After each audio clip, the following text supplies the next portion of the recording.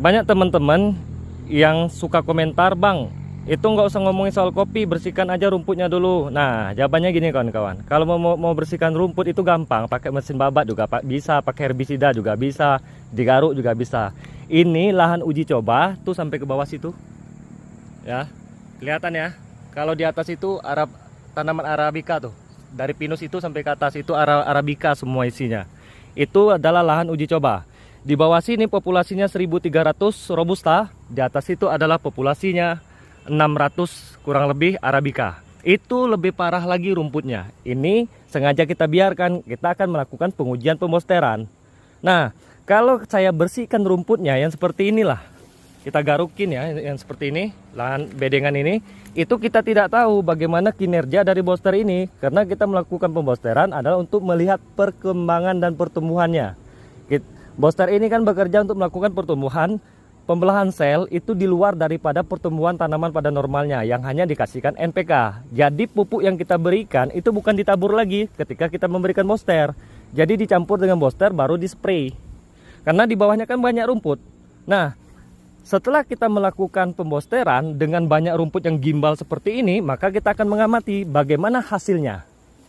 Nah, kalau misalnya rumputnya dibersihkan, terus kita lakukan pemupukan, kita nggak bisa membedakan mana hasil dari pembosteran, mana hasil yang tidak dilakukan pembosteran, yang hanya dibersihkan saja. Nah, kalau misalnya lahannya itu sudah bersih ya, pemupukannya lancar, lalu dilakukan pembosteran, itu biasanya pertumbuhannya jauh lebih bagus. Tapi ya, ketika kita melakukan pembosteran, diharapkan kawan-kawan memberikan nutrisi itu 2 kali lipat lebih banyak daripada tidak dilakukan pembosteran.